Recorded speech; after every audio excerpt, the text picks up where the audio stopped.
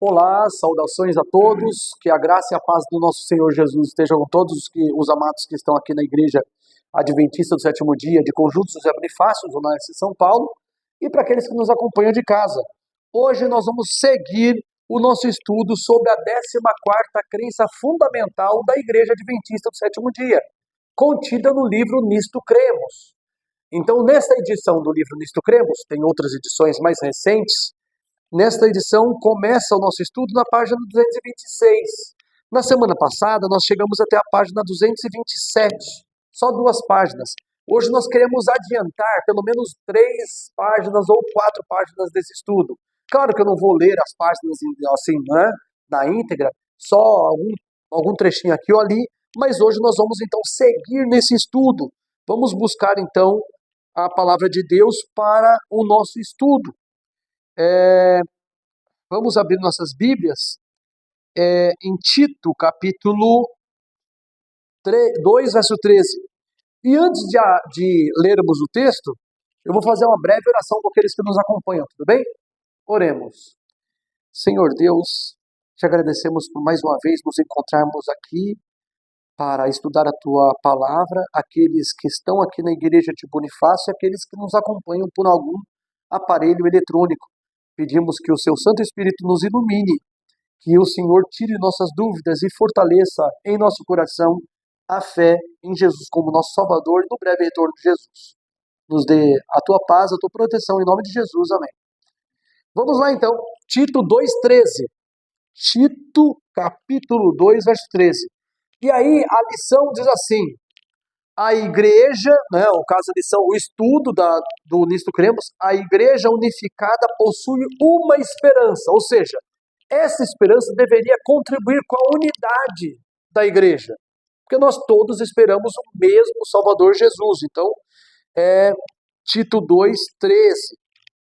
Qual é a única, a mesma esperança da igreja? Inclusive aí não refere-se apenas à igreja adventista. O cristianismo no mundo, ou boa parte dele, se não todo, né? Boa parte dele, todo não, mas boa parte do cristianismo acredita que Jesus virá uma segunda vez nos buscar, e não que ele já veio, mas que ele virá, e a vinda será visível. Mais para frente nós vamos estudar essa crença, a segunda vinda de Cristo, com detalhes. Hoje não, tá bom? Vamos lá então. Timóteo 2,13 está escrito. Tito 2,13. Está escrito: aguardando a bem-aventurada esperança e a manifestação da glória do nosso grande Deus e Salvador Jesus Cristo. Essa esperança, diz o Nisto Cremos, né? Esta esperança é a fonte de alegria e paz e provê uma poderosa motivação para o testemunho unido da igreja. A igreja busca unidade porque toda ela espera a volta de Jesus. Mateus 24, verso 41, vamos ver isso aí. Mateus 24, verso 41. Então, essa promessa de Jesus de voltar outra vez para nos buscar e levar para morar com Ele lá nas mansões celestiais, né, junto com Deus o Pai, é uma bendita esperança, porque nesse mundo, com as nossas vicissitudes, nossas dificuldades todas, os problemas que enfrentamos, saber que nós não estamos limitados a isso, mas que a nossa vida está ligada com Jesus para a eternidade, é maravilhoso. Então vamos lá, Mateus 24, verso 41. Lucas. Pode. Assim a palavra de Deus. 2 estarão trabalhando no moinho, uma será tomada e deixada a outra. Olha, um será levado, outro será deixado. Em outras palavras, Deus vai salvar aqueles que estão envolvidos com a esperança da vinda dele. Aqueles que estiverem esperando, eles vão ser tomados por Cristo, né? Eles vão permanecer. Os levados aqui, você sabia dessa? Os levados aqui são os perdidos? Um será tomado, o outro será levado. Não, aqui, vamos lá, eu vou ler de novo. Estando 2 moendo no moinho, será levada uma e deixada a outra. Quem é levado é perdida. A deixada é a salva. Por quê?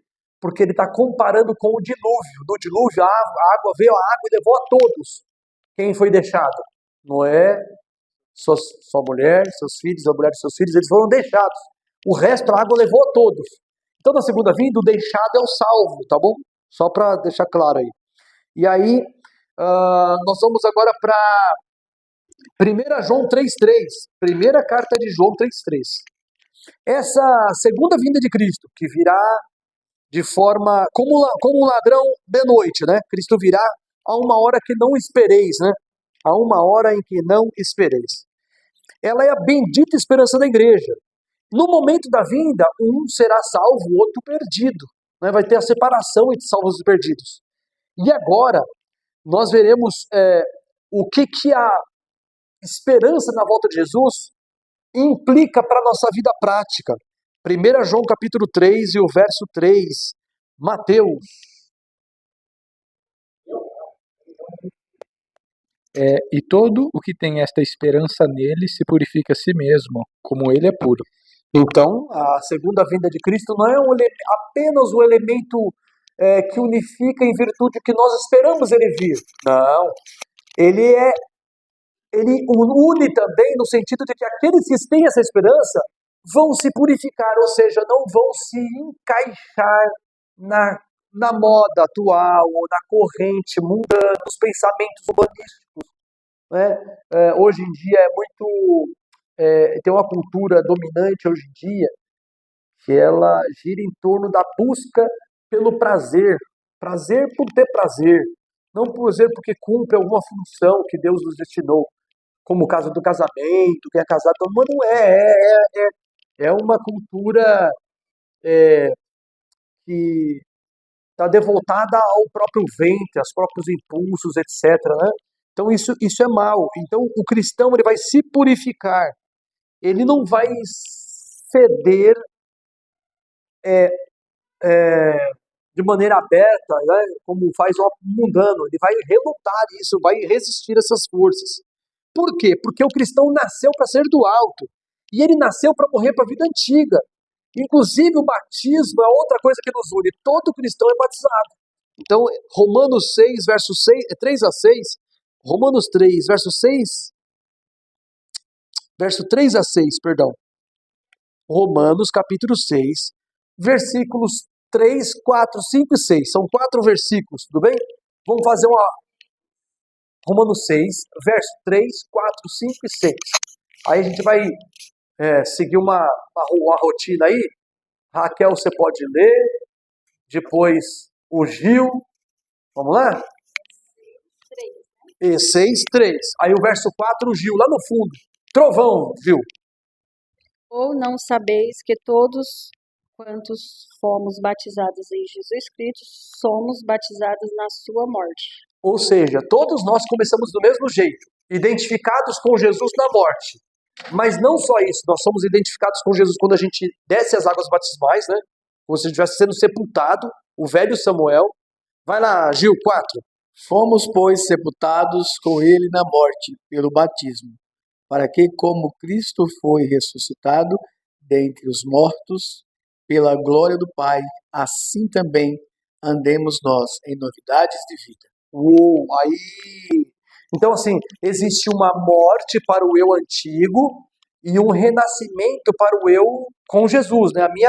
Para a minha vida com Jesus. Há uma virada de 180 graus do rumo, né? Nós estávamos indo para baixo, só descendente, do caminho descendo.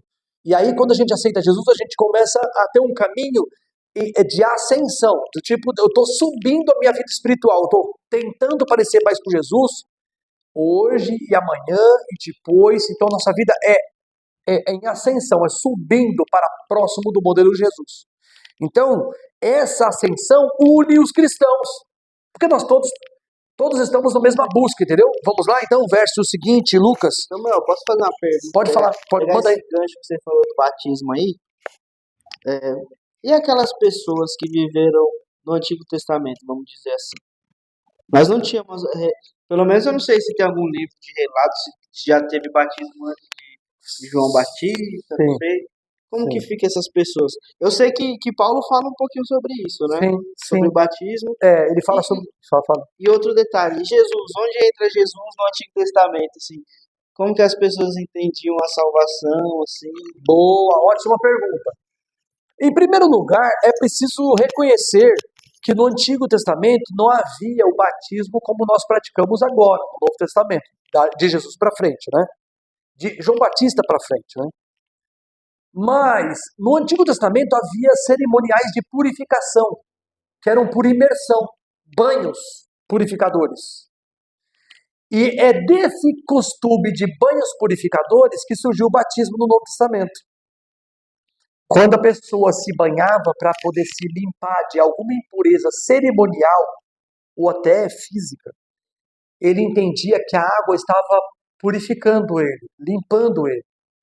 E isso foi associado no Novo Testamento com o afundar nas águas como se fosse a morte e sair como se fosse a ressurreição, como Cristo morreu e ressuscitou, né? E é verdade, você falou assim, mas como fica Cristo lá no Antigo Testamento, né? Assim, como é que era? Então, as pessoas, elas acreditavam na promessa de um vindouro Salvador, porque Cristo, ele existia, no Antigo, sempre existiu, né? No Antigo Testamento normal, como sempre, mas a questão é que Jesus não aparecia para eles como o divino portador de pecados. Eles entendiam simbolicamente que o ritual de morte de animais no santuário terrestre, ele simbolizava o inocente morrendo pelo culpado. E eles associavam aquilo à promessa de uma salvação pelo Messias vindouro. Mas eles não tinham o batismo, formalmente falando, né? Na verdade, os homens tinham um cerimonial de entrada no Israel terrestre, na fé de Israel, que era o cerimonial da circuncisão. O cerimonial da circuncisão era só para os homens, não era para as mulheres. Mas quando o homem vinha, a mulher vinha e os filhos vinham no bojo, sabe, no pacote. Ele fazia a circuncisão e os meninos da casa faziam circuncisão. E as mulheres, elas entravam no pacote daquela conversão do pai e dos meninos para a igreja, para a religião judaica. A mesma coisa, não é a mesma coisa no Novo Testamento, porque no Novo Testamento não são os homens apenas que são batizados, as mulheres também, né? Indistintamente, né? Isso é uma coisa importante da unidade do cristianismo. Quer ver? Vamos continuar. Aí a lição da escola, a lição da escola sabatina, é o hábito, força do hábito. O Nisto Cremos vai falar então do corpo o seguinte. A leitura parou com, vamos lá, Lucas, você já fez, Lucas? Você já fez? Vai lá, Mateus. Então, verso 4, por favor, Mateus. Agora bem, há diversidade de dons, porém o Espírito é o mesmo. E há diversidade de serviços, porém o Senhor é o mesmo. E há diversidade de atividades, porém Deus, que está energizando todas as coisas em todos, é o mesmo. Eu não sei se na leitura rápida você chegou a pegar a presença do Pai, do Filho e do Espírito Santo. O verso 4 fala do Espírito Santo. Ele fala assim, ó, há diversidade de dons, mas o Espírito é o mesmo. Está falando do Espírito Santo. Aí no verso 5 ele fala de Jesus, ó, e há diversidade de ministérios, mas o Senhor é o mesmo. Aí ele está falando de Jesus, o Senhor Jesus Cristo. Verso 6 ele vai falar do Pai, ó, e há diversidade de operações, mas é o mesmo Deus que opera tudo em todos. Você percebe que a presença sutil do Pai, do Filho e do Espírito Santo estão envolvidos aí com a cooperação dos dons na igreja. E a igreja, olha que interessante, aí que tá, né? Por exemplo, eu canto, mas eu não sou o cantor, sabe? Eu canto, eu até consigo uma certa frequência de afinação, de ser afinado. Mas cantando com vozes em tons diferentes, como que chama, em naipes diferentes, barítono, baixo, segundo tenor, primeiro tenor, primeiro soprano, segundo soprano, contralto, primeiro contralto. Quando junta as vozes, eu posso me perder. Então eu não sou tão firme na música. Eu consigo, mas eu não sou tão firme. Agora tem gente que é natural, ele canta, por quê? Porque já é o dom daquela pessoa. Ela com pouco esforço, ela se torna ótima. Se ela fizer um esforço muito grande, ela fica perfeita, se parece um cantor internacional. Por quê? Ele tem um dom, foi dotado com o dom de Deus para aquilo. E aí, aquele que não tem um dom tão bom de canto quanto eu, não sou tão bom, eu vou me ver privilegiado e enriquecido por aquele dom que o irmão e a irmã estão desenvolvendo na igreja, lá na frente. E o irmão que está pregando, que prega bem, que faz pregações, como que chama, faz apelos espirituais no final, e as pessoas atendem, vai cumprir uma função que eu também não consigo ter muito bem. E eu entro numa parte que é o instrução, é estudo da palavra de Deus. Aí eu vou estar cumprindo uma função que às vezes o cara que canta, ou a mulher que canta, ou o rapaz que faz a recepção da igreja junto com a sua esposa, ou a pessoa que está fazendo um apelo missionário, e eu não tenho o mesmo dom, eles não conseguem fazer como eu faço. Ou não tem a mesma versatilidade que eu tenho no ensino, na instrução. Então, cada um na sua tarefa. Isso é rico, porque olha que interessante, aí a gente começa a pensar no seguinte: existe unidade na igreja, existe unidade na diversidade. O que significa isso? São diversos dons diferentes, mas todos estamos, apesar de estarmos com dons diferentes, né, termos habilidades em áreas diferentes da nossa vida, nós todos estamos trabalhando para o bom andamento da obra de Deus através da igreja. Essa ideia de unidade é importante, porque quando você percebe que você não tem um dom do outro, você valoriza o outro. E ele vê aquilo que ele queria nele, ele vê em você. Aí ele valoriza você. E aí, e mesmo, por exemplo, tem uma pessoa com o mesmo dom musical que o outro. Só que um está começando agora e o outro está com 20 anos de experiência. Esse vai orientar o outro. E eles vão se sentir mutuamente agradecidos pela presença. Primeiro, porque quando eu ensino, eu reforço o que eu aprendi. E aquele que não aprendeu ainda, mas que tem o dom, ele vai ficar grato por estar aprendendo. E vai aprender com ele, com o professor, às vezes técnicas didáticas de como ensinar a música.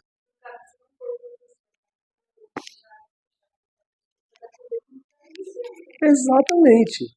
Mesmo o professor, às vezes, aprende questões que ele não tinha pego, não tinha passado pela cabeça com um aluno normal. O aluno daqui, ele falou, mas não é tal coisa? Ele, rapaz, eu não tinha pensado nisso. Não é que é verdade? Não é? E a gente aprende um com o outro. Então, nesse caminho não há lugar para glória pessoal, porque nós estamos aqui para glorificar a Cristo.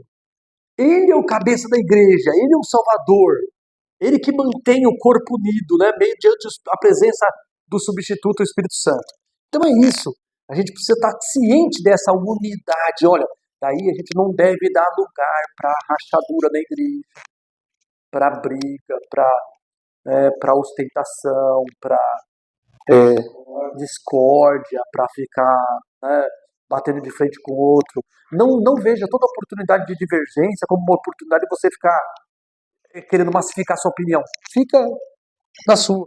Se é do Papai do Céu, se você está certo, mas cedo ou mais tarde todo mundo vai ver que não era por aquele caminho, era pelo seu. Né? Então é isso aí. Olha, aqui ó, nós temos ainda a abrangência da unidade. Pode mandar. Pode mandar mais uma? Mais uma. Essa unidade que você está falando aí, ela não tem nada que a ver com ecumenismo, né? Tipo, ótimo. não sei se você vai falar disso aí mais pra frente. Vai. Com certeza vai. Então... Com certeza nós vamos entrar nisso. Ó. É unidade de que natureza? É mais ou menos isso que ele está perguntando. É uma unidade de natureza plena, absoluta, em todas as circunstâncias, ou unidade específica, com clareza? Que tipo de unidade? É específica, vocês vão ver já. Mas vamos adiante, nós vamos agora para... Deixa eu chutar aqui, é esse aqui, ó. Romanos 15, versos 5 e 6. Os crentes, antes, vocês vão procurar aí, tá? Romanos 15, versos 5 e 6. Romanos 15, versos 5 e 6. Eu vou seguir aqui, tá? Ó. Os crentes experimentam unidade de mente e de julgamento. Unidade de mente, nós temos o mesmo propósito, a mesma busca e tal, e de julgamento, ou seja, sabemos o que é certo, o que é errado, tem que ser certo e errado para todo mundo. Entendeu? O que é de Deus, certo e errado, é para todo mundo. Observe as seguintes exortações do apóstolo Paulo. Romanos 15, 5 e 6. Vejamos as exortações então. Vai lá, Lucas. 5. O 5 diz assim: ora, o Deus da paciência e da consolação vos conceda o mesmo sentir de uns para com os outros, segundo Cristo Jesus, para que, concordemente e uma voz, glorifiqueis ao Deus e Pai de nosso Senhor Jesus Cristo. Lindo, lindo. Para que a uma voz quer dizer assim, uníssono, com um tom só, glorifiquemos ao Deus e Pai de nosso Senhor Jesus Cristo. Em outras palavras, a gente tem que estar junto no mesmo sentimento de uns para com os outros e concordando uns com os outros. 1 Coríntios 1,10, vamos lá, 1 Coríntios aí na frente, 1,10. Primeira carta aos Coríntios 1,10. Agora, Raquel. Rogo vós, porém, irmãos, pelo nome de nosso Senhor Jesus Cristo, que digais todos uma mesma coisa, e que não haja entre vós dissensões, Isso. antes sejais unidos, em um mesmo sentido, em um mesmo parecer. Olha aí, sejais unidos, não haja dissensões. Tem versões que dizem divisões, não haja divisões entre vocês. Aí, 2 Coríntios 13, 11. Olha como tem coisa importante na Bíblia aqui que nós não devemos ser divididos. 2 Coríntios? 2 Coríntios capítulo 13, versículo 11, tá bom? Então, e isso tudo que a gente está vendo aqui na igreja, e você que acompanha de casa, pode nos seguir nas leituras dos versos. Isso é para a gente notar que se o assunto da unidade da igreja, da unidade do corpo de Cristo, não fosse algo tão importante, a Bíblia não gastaria tanto tempo com o tema da união. Os irmãos têm que ser unidos. Porque há uma importância muito grande nisso. Então, 2 Coríntios 13, verso 11. Agora está no Gil. Vai, Gil. Quanto ao mais, irmãos, a Deus, aperfeiçoai-vos, consolai-vos, sede do mesmo parecer, vivei em paz, e o Deus de amor e de paz estará convosco. Aí é interessante. Parece que o apóstolo Paulo está admitindo que pode surgir situações na igreja que queiram perturbar a paz. E como ele sabe que pode surgir isso, ele exorta dizendo, então, regozijai-vos, sede perfeitos. Perfeitos aqui tem o sentido de maduros, tá? Aí diz assim, sede consolados, sede de um mesmo parecer e vivei em paz, porque ele sabe que há o perigo de surgir alguma coisa, uma querela entre um irmão e uma irmã, ou dois irmãos, de não ter mais a paz. Então ele está exortando, vivei em paz. Não se entregue à primeira tentação externa de Satanás para você brigar com alguém da igreja. Não se entregue ao primeiro impulso do seu coração para você brigar com alguém. Viver em paz. Seja maduro, não fica arrumando confusão desnecessária, porque na igreja não deve existir esse tipo de coisa. Pode acontecer, mas não deve. Pode acontecer.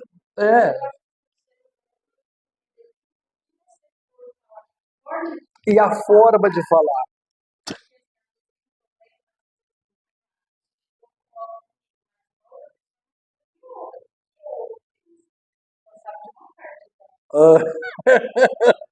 E quem é marido sabe que se você dá uma palavra mais ou menos assim, não específica, você vai dar um BO. Olha o que acontece, eu vi uma recentemente que dizia assim, o marido falava pra moça assim, a moça vai ser com você. Aí eu falei assim, e ela era bonita? Olha que enrascada que ele foi entrar. Se ele fala que era, ela vai ficar com ciúme. Se ele falar que não era, ela vai falar, então não sou bonita? Você tá entendendo, assim, o homem tem que saber o que falar, porque se falar, você vai errar. Vai errar por... Não é que ela era bonita, ela lembrava você, porque até assim.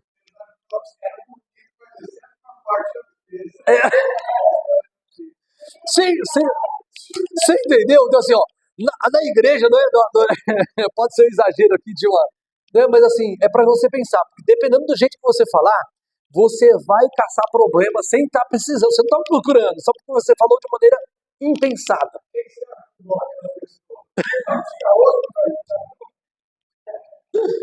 Exatamente. Não, o que aconteceu? Ah, não, a vizinha me pediu uma meia xícara de açúcar que acabou dela. Rapaz, se você vai dar um patetê isso aí, é verdade. Dependendo do que você fizer, com quem fizer, né? No caso assim, o tratamento e tal, bom dia, boa tarde, é melhor você passar direto, não falar nada, para não levantar. Vai da forma que falar e como você passa por alguém. Ou, por exemplo, pega muito mal, que você esteja conversando com alguém e, principalmente aí se no caso for sua noiva, sua namorada ou esposa, e quando passa uma pessoa do lado que chama atenção, você fica olhando, meu, você matou, apanha, a irmã que dando testemunho, apanha. Então assim, é o procedimento, é como vai proceder, qual a pessoa vai ter, se a postura vai ser, digamos assim, íntegro, né? Ou se a pessoa vai ser uma pessoa corruptível, né?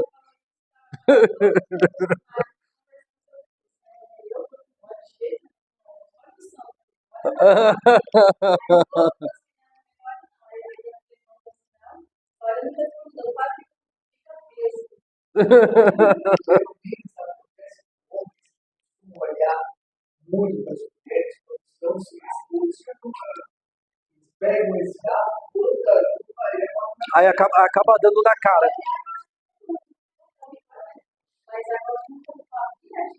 Aí não, é a maneira, né, que você falou, é a maneira. Vamos lá. Então, vamos seguir adiante aqui no a unidade na diversidade. Eu vou explorar um pouco mais essa questão, porque o livro está demandando isso. Vamos para 1 Coríntios 12, verso 11. 1 Coríntios 12, nós estamos na segunda, nós vamos para 1 Coríntios 12, 11. Porque lá, 12, 11, de primeira carta.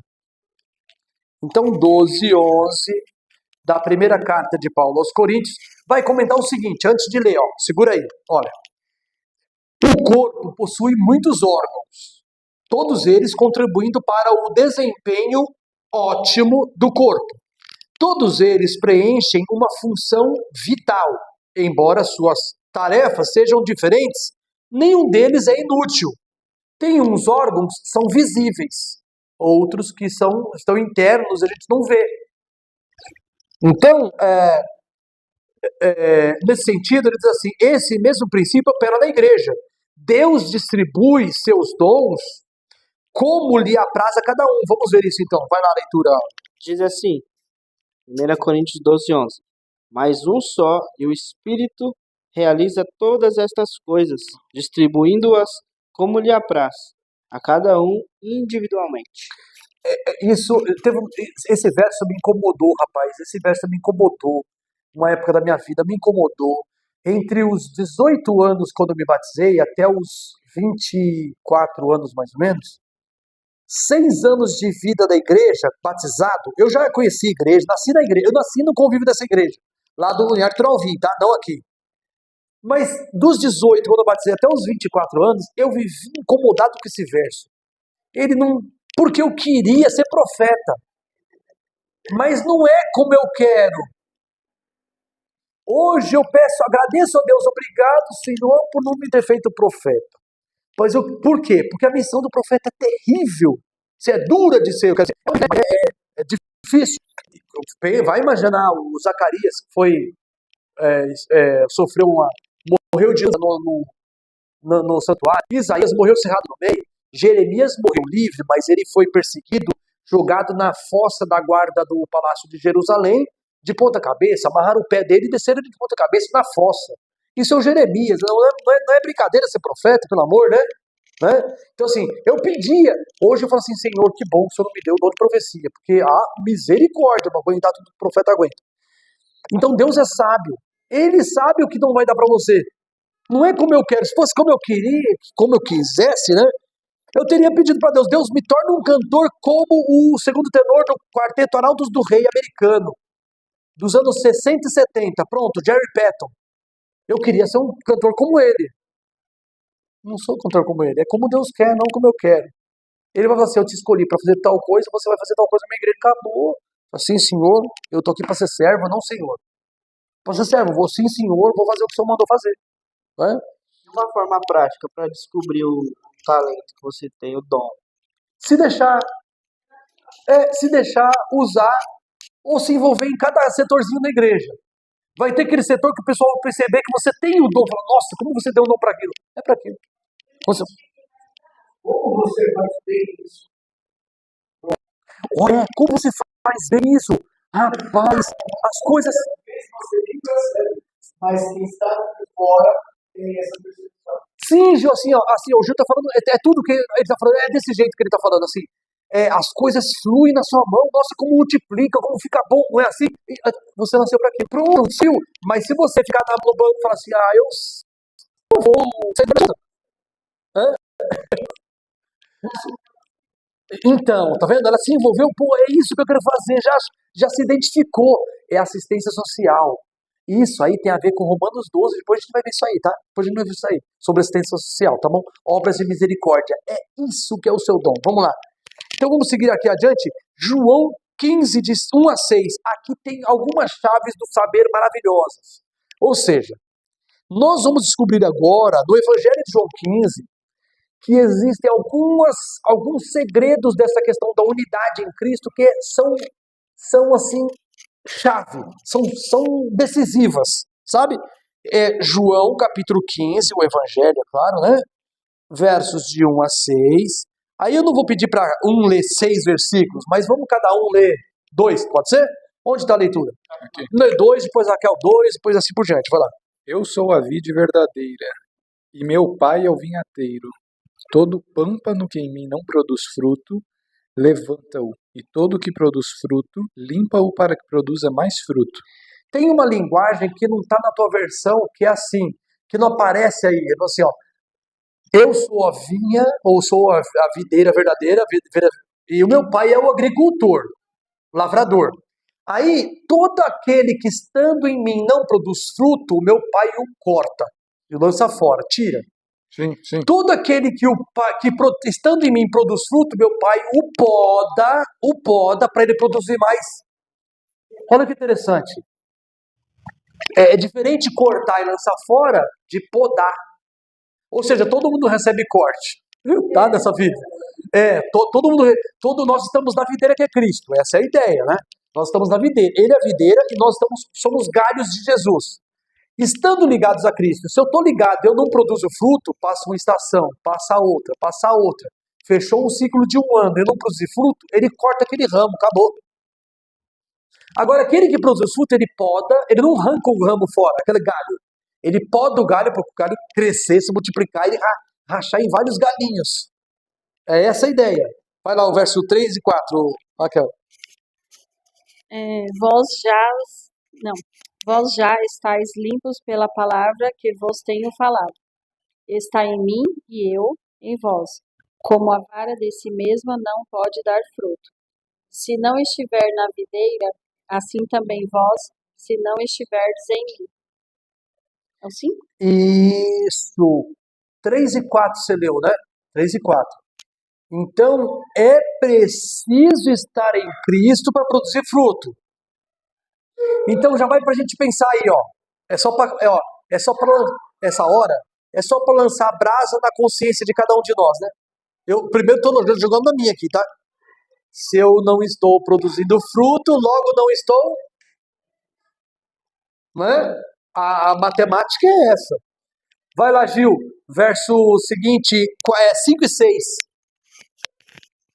Eu sou a videira, vós os ramos. Quem permanece em mim e eu nele, esse dá muito fruto, porque sem mim nada podeis fazer. Se alguém não permanecer em mim, será lançado fora, à semelhança do ramo, e secará, e o apanham, lançam no fogo e o queimam. Misericórdia. Nós temos aí um segredinho máximo dessa leitura que está no verso 5, que eu já acabou de ler. Sem mim nada podeis fazer. Então aí nós já temos aí o segredo do sucesso e do fracasso junto. Com Jesus, sucesso. Podemos fazer aquilo que somos chamados a fazer.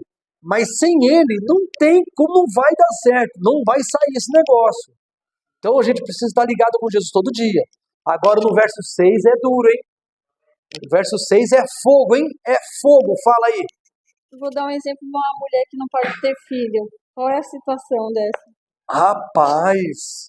Mas aí, o fruto, no caso da Bíblia, né, o que ela fala, é verdade que o fruto do amor entre o marido e a mulher é o nascimento de crianças, de filhos, né? Mas tem casais que um convivem ou outros são estéreis. A falta de todos os filhos não significa que o amor dos dois não gerou fruto algum. Não gerou filhos, mas não que não gerou fruto algum. Porque o próprio testemunho de amor do casal permanecendo junto a vida toda já é um fruto. Por exemplo, Abraão casou com Sarai. Isso é antes deles mudarem o nome, Deus mudar o nome dos dois. Né? Abraão casou com Sarai. Ambos não tinham filhos nenhum até os 90 anos de idade. E o casal sem fruto nenhum, eles não eram testemunho de genuíno serviço de Deus divino para os seus servos, para aqueles que andavam junto com ele, para todo mundo, eles não eram testemunho de fidelidade? Claro que sim.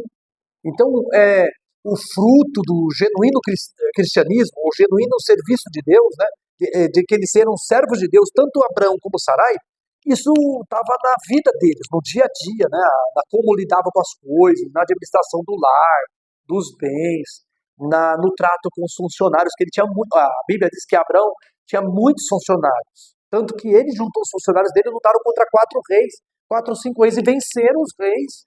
Então ele tinha muito funcionário ao cargo dele, ele era um homem rico da antiguidade. E ele assim era servo de Deus, mesmo sendo um homem rico. E ele testificava de Deus, os frutos são essas coisas. É claro que o fruto mais expressivo do amor de um casal é o nascimento de um filho, ou a filha, né? Esse fruto pode ser espiritual. Sim. No caso de aqui, aí é só uma outra, digamos assim, uma parte. Natureza é uma natureza diferente de fruto, né? Exatamente. Outra coisa que eu ia falar por exemplo, no sentido de podar, ali o lavrador está cuidando. Isso. Está cuidando. Né? Esse é o sentido de podar, né? Essa coisa. Agora, uma coisa é assim: uma pessoa está em Cristo e ela não tem. E ela nem foi podada, alguma coisa está muito errada. Vamos lá. Ela foi cortada, então, foi jogada, lançada fora. Presta atenção. Vocês vão ver o texto bíblico agora, que vai mostrar que essa poda é disciplina. Vamos lá abrir Hebreus. Vamos lá. Está fora do script, tá? Está fora do script. Mas para entrar na sequência de comentários de vocês, Raquel, Gil, para entrar um pouco nessa linha de pensamento, vamos para Hebreus. E agora vocês vão abrir no capítulo, eu acho que é 10. Deixa eu ver aqui, é 10 ou é 11? Só um instantinho. É que eu estou mais atrasado que vocês. Vamos lá. Capítulo 10. Capítulo 10. Abre a Bíblia em Hebreus, capítulo 10. E vocês vão ler do verso 25 até o 27. São 3, tá bom? Então a leitura vai lá. 1, 2, 3. Pode ser? 1, 2, 3. Lucas, verso 25. 26, Mateus. E 27, a Raquel. Versículo 25. Não deixemos de congregar-nos, como é costume de alguns. Antes, façamos admoestações, e tanto mais quanto vedes que o dia se aproxima. Ou seja, quanto mais nos aproximamos da volta de Jesus, da segunda vinda, mais devemos ser repreendidos, admoestados, avisados, cuidado, aquela coisa, né? Nós estamos chegando perto, você não pode vacilar, então cuidado. A necessidade de constante admoestação é conforme nos aproximamos da volta de Jesus. Siga 26, segue lá. Porque se continuamos pecando voluntariamente, depois de haver recebido conhecimento da verdade, já não resta mais sacrifício pelo pecado. Verso 27. Mais uma certa expectação horrível de juízo e ardor de fogo, que há de devorar os adversários. Quanto a essa questão de admoestar uns aos outros e de ser podado, disciplinado, vai para Hebreus 11 agora. Hebreus 11, verso verso 5 até o 9. Hebreus 11. 12. 12, versos 5 até o 9. Tem uma pergunta muito importante lá. Vai lá então, agora a leitura está com Gil. Gil, lê o verso 5 e o 6, pode ser? Hebreus 12, verso 5 até o 9. É 12 ou 11? 12. Agora vocês vão ver a questão da poda, não? O Gil estava falando ali. Ele frisou. 12. Verso 5 e 6, tá você? E se estáis esquecidos da exortação, que como a filhos discorre convosco, filho meu, não menosprezes a correção que vem do Senhor, nem desmaieis quando por eles és provado, porque o Senhor corrige a quem ama e açoita a todo filho a quem recebe. Ele corrige e açoita. Pá! Vamos lá, Lucas, pega o verso 7. O verso 7, Lucas. 7 e 8. É para a disciplina que perseverais. Aí tem um parênteses, né? Deus vos trata como filhos. Fecha parênteses. Pois que filho há que o pai não corrige? Hein? Que filho há que o pai não corrige? Qual é o filho que o pai não corrige? Hã? Vai lá, o verso 8, então, Lucas, segue. Mas se estáis sem correção, de que todos se têm tornado participantes, logo sois bastardos e não filhos. Opa! Quer dizer que a pessoa não é filha de Deus. Se a pessoa está sem correção, ela não é corrigida, não é filho, é bastardo. Qual pai que não corrige o filho? Aí ele está falando, se vocês não participam da correção, então vocês não são filhos, vocês são bastardos. Porque o filho participa da correção, ou seja, o filho é podado. Ele é açoitado para ele produzir frutos. O que é o açoite? Você corta lá o galinho, né? De ladinho, assim, diagonal. Você corta ele para ele ramificar para um lado, para o outro. Você poda para ele crescer mais. Então a poda faz parte da disciplina, da correção do Senhor. O verso seguinte, o verso 9, você pode ler, Mateus? Ademais, nós havemos tido a nossos pais naturais, os quais nos castigavam e os respeitávamos. Não seremos muito mais dóceis ao Pai dos Espíritos e viveremos? Ou seja, não vamos aceitar a correção dele? Claro que sim, né? Certo? Exato. Então, a pergunta retórica dizendo assim, poxa, se você suportou a disciplina do seu pai e sua mãe, por que você não vai respeitar a disciplina do Senhor, que é muito mais... É que hoje, às vezes parece ser meio anacrônico, né, cara? E dizer isso hoje, eu acho que fica difícil entender do ponto de vista que eu não tenho filho. Então eu acompanho entendo as pessoas, né? Pô, não pode corrigir, não pode falar nada. Eu entendo, senão você constrange, senão... Então, mas eu acho que se você dissesse isso... Hoje meio que é anacrônico, é verdade. Isso, há 50 anos, tudo bem. E ficaria mais entendível aqui. Hoje, teus pais, vários pais e mães não tinham mais filho, não corrigem. Então, os meninos só faltam tripudiar no chão do mercado, gritando e batendo o pezinho no chão, que eu quero tal coisa, que eu quero agora, que eu quero agora. Ou seja, a criança que manda no pai, não é o pai que manda na criança, não. Na minha época, se você atravessasse na frente do meu pai conversando com a visita em casa, ele dava um olhar fulminante, eu já sabia que eu ia tomar direitinho. Eu ia tomar sentada. O quê? Esse atrapalha. O quê, filho meu? Nossa, não brinca não. Não podia atravessar na frente da visita do meu pai, não. Eu tinha que dar a volta do outro lado, a volta na casa. Às vezes nem saía do quarto. Porque se a conversa era séria, minha mãe falava assim, não atrapalhe o seu pai. E a gente, aí se atrapalha. Aí se atrapalha. Só de olhar, você, opa!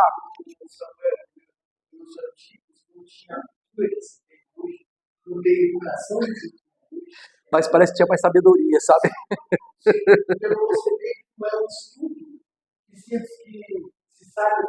Sim, exatamente.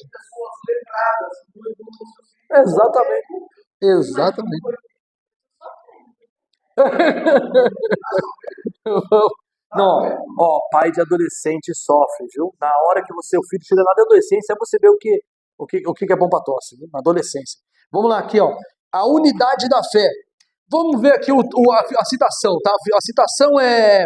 Abre aí a citação, Apocalipse 14, 12. Está escrito assim no Apocalipse 14, 12. Antes de ler, tá? Procura aí e espera. Ó. A diversidade de dons não implica, porém, em diversidade de crenças. Não é assim. Nos últimos dias, a Igreja de Deus será composta por pessoas que compartilham a plataforma do Evangelho eterno. Suas vidas serão caracterizadas pela obediência aos mandamentos de Deus e pela fé de Jesus, ou seja, crendo nas coisas que Cristo cria e ensinava, entende? Então vai lá, Apocalipse 14, 12. Aqui está a paciência dos santos. Aqui estão os que guardam os mandamentos de Deus e a fé em Jesus. Então existe uma unidade desses que esperam a volta de Jesus. Guardam os mandamentos de Deus, tem o testemunho de Deus, tem a fé de Jesus. Isso implica que eles perderam a personalidade deles, que eles perderam o dom pessoal deles? Não, cada um tem o seu dom. Mas eles estão unidos numa missão, unidos na crença.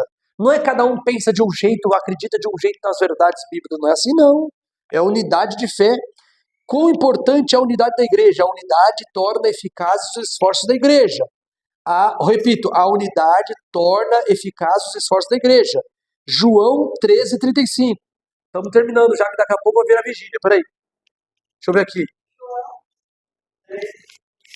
Tá dando o nosso horário já. Vamos terminar. João 13, 35. 13 ou 13? 13. 35.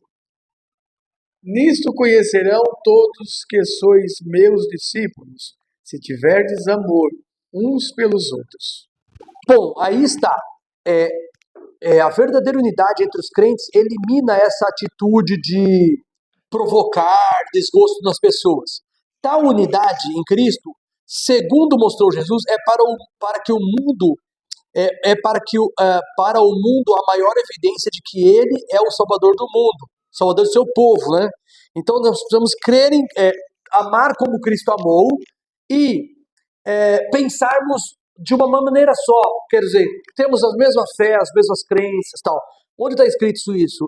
Em João 17, 23, que aliás nós citamos lá no primeiro estudo semana passada, mas a lição está trazendo à tona de novo, quer dizer, o livro, no transcorrer da exposição da unidade da igreja, o livro Nisto Cremos, ele cita mais de uma vez João 17, verso 23. Está escrito assim, eu neles e tu em mim, para que sejam perfeitos em unidade, e para que o mundo conheça que tu me enviaste, e que os amaste como também amaste a mim.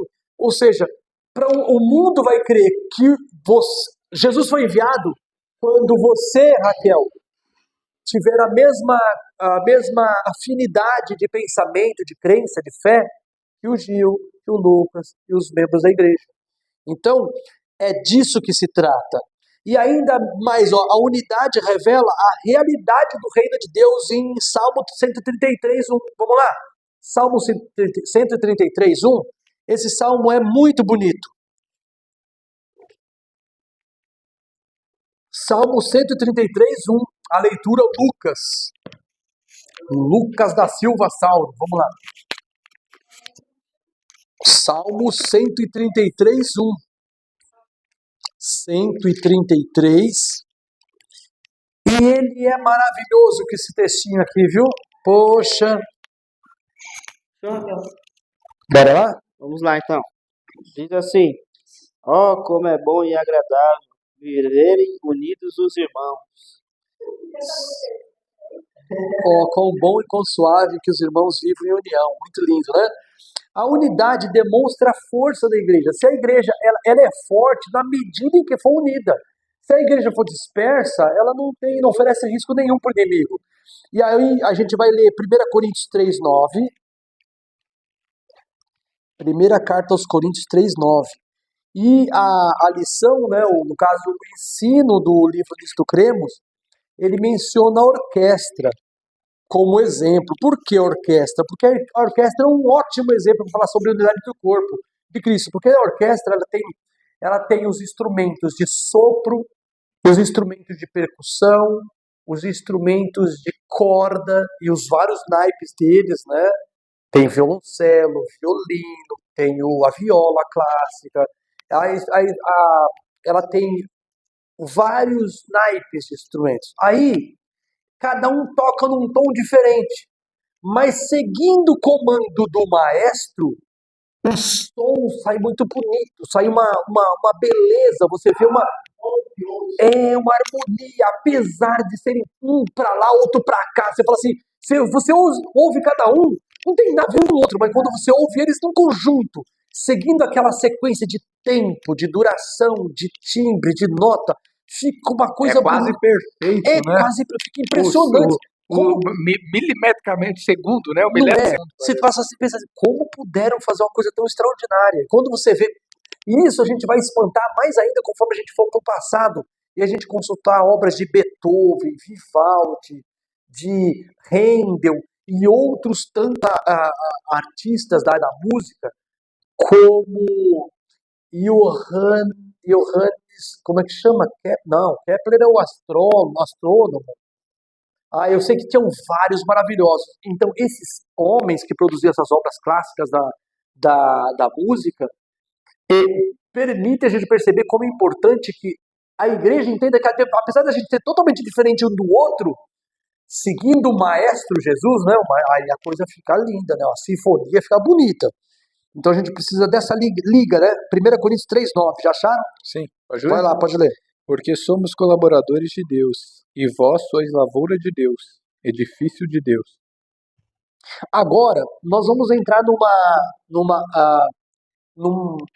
sequência de textos que fala sobre o alcance da unidade.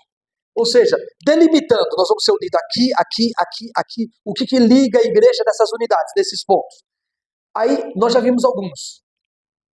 Está ligado ao Espírito Santo, a unidade no Espírito, está ligado a Jesus, que a videira sem mim não pode nada poder só ser, está ligado no amor, são vários sozinhos que estão ligados.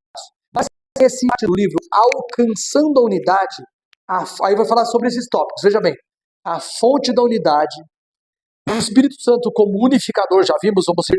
Aí tem outro tópico de Espírito Santo como unificador, eu estou falando que a gente vai estudar, tá?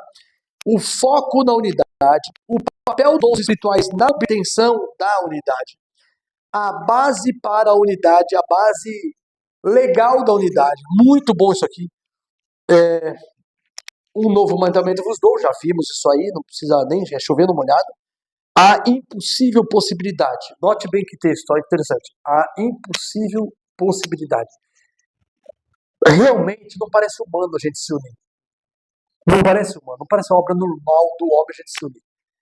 Mas sim, Deus pode capacitar a igreja para se unir, obra sobrenatural. Nós vamos dar no próximo estudo, lançado o estudo, já 4h25 praticamente. Deixa eu ver aqui, 4h27 aqui no meu, né? Então a gente vai dar uma pausa agora para a gente seguir semana que vem, mas já estudamos bastante, né? Bastante coisa sobre unidade. E já dá para a gente ter uma ideia que o assunto não é de pequena importância, não é à toa que a igreja adventista colocou como uma crença fundamental da igreja. Então não surgiu de brincadeira, a gente vê que a evidência bíblica para a unidade da igreja, do corpo de Cristo, é muito grande. Então, vamos seguir o nosso estudo. Nós aqui na Igreja de Desabrir Fácil e vocês que nos acompanham online, via seus aparelhos. E espero vocês novamente aqui no próximo sábado, às 2h30, quem puder presencialmente, quem não puder online. Deus abençoe a todos, um abraço e até mais.